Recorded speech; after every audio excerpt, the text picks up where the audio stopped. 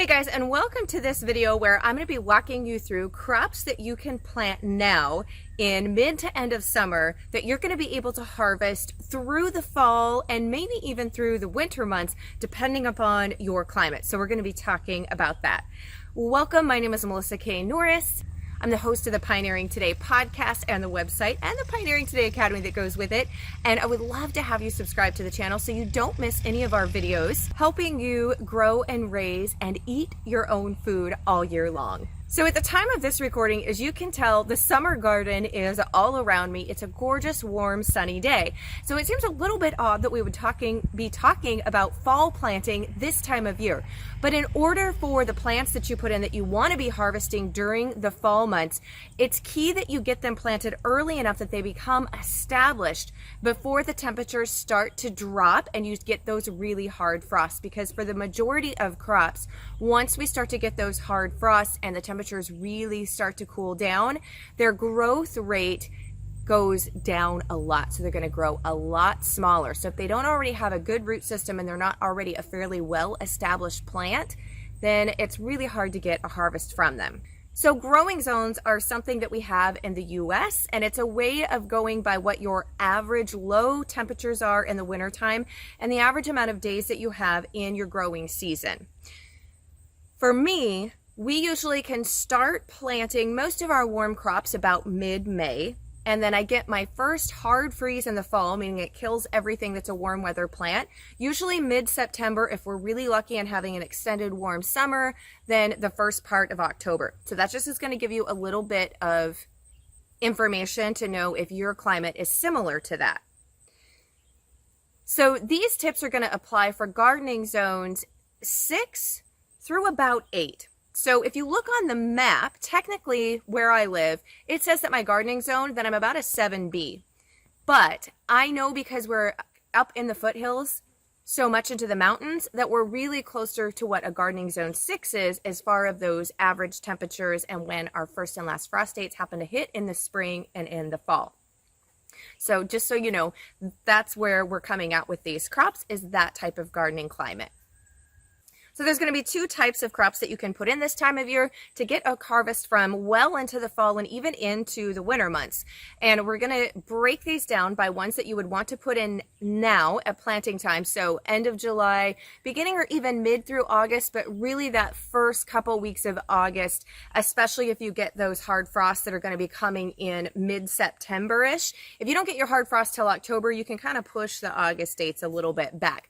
But there are the crops that we need to be putting in that we've missed the opportunity to do by seed, but you can still put in if you have starts. So that's going to be anything in the brassica family. So broccoli, cauliflower, cabbage, Brussel sprouts, any of those crops, you can put those in, not by seed.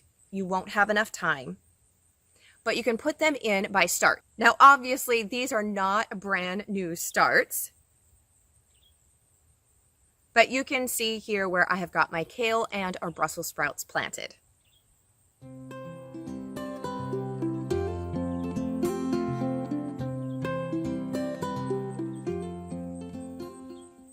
Now the great thing about the Brussels sprouts is these really are ideal. You want them to go through some hard frost before harvesting because you're going to get the absolute best flavor of the Brussels sprouts once they have went through a frost. Kind of the same thing with kale. So with the brassicas, or these cool weather plants, these are great because they are improved by going through a frost. Yay. And obviously they're frost hardy. It's not going to kill them. We've even had snow on the ground, and as long as it's not deep enough that it's got these completely covered, I can come out here and I can harvest my Brussels sprouts. We ran out last year, meaning we harvested all that we had.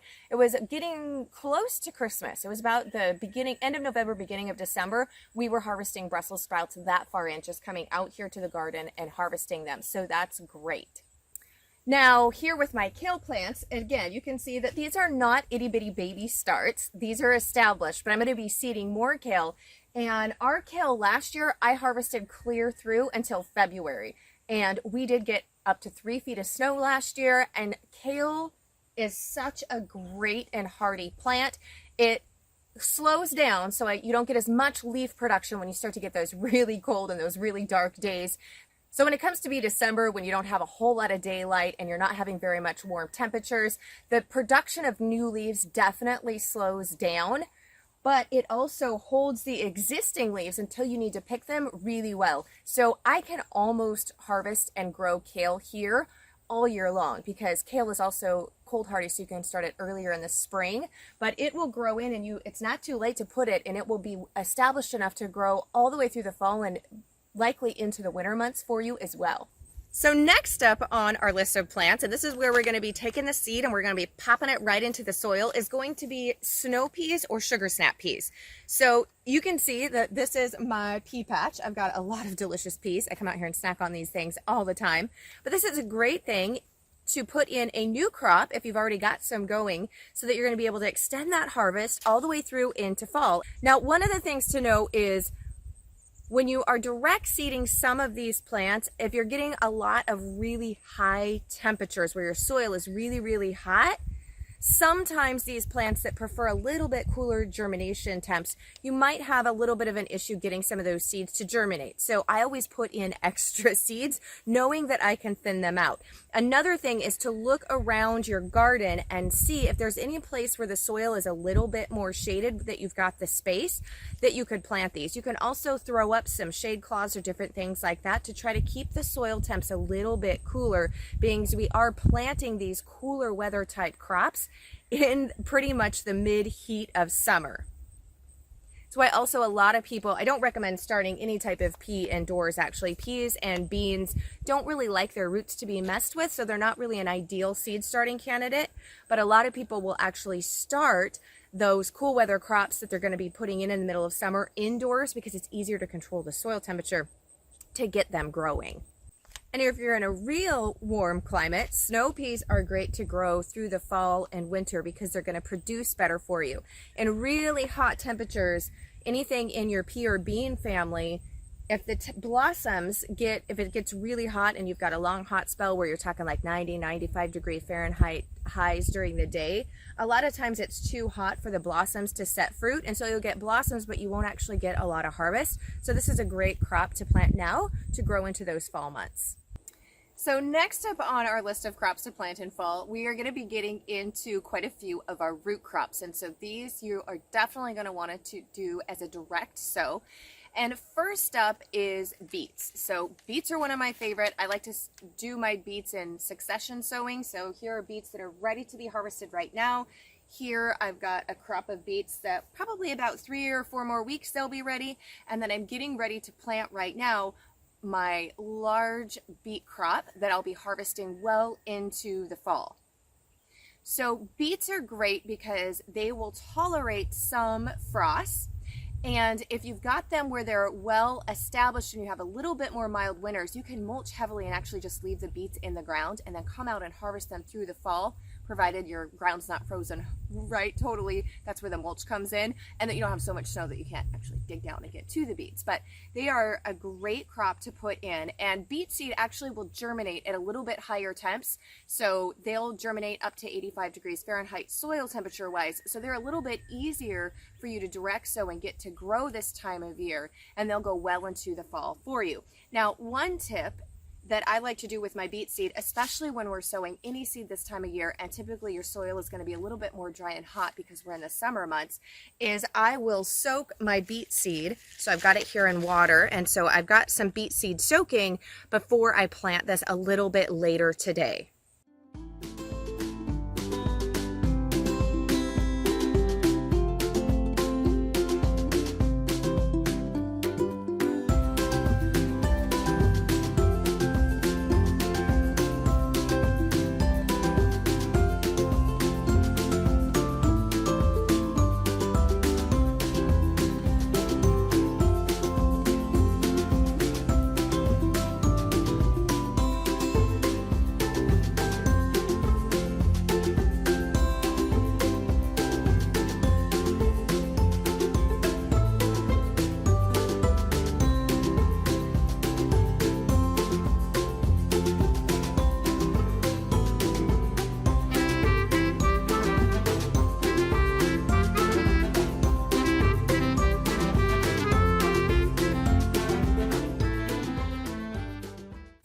Now here in this row, I've got some more plants that you definitely want to be putting down now, and they're going to continue to grow into the fall for you. One of those would be spinach, and this is actually a Chinese spinach that's an amaranth family. So this is something that you could plant and continue to grow, and of course regular spinach is another great crop that does better for you in those cooler months than it's going to in the heat of summer. It doesn't bolt as fast, and so spinach actually grows much better in the spring or in the fall than it does in summer. Another thing that you're going to want to be putting in is carrots. So you definitely have time, end of July, first part of August, to direct sow your carrots to get a whole nother harvest of your carrots.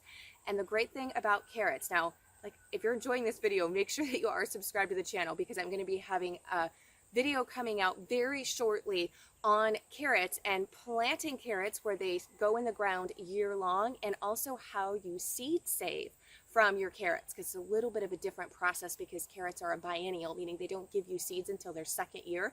So we're going to be talking about that, growing carrots year round, and also how to seed save your own carrots. So that one's coming up.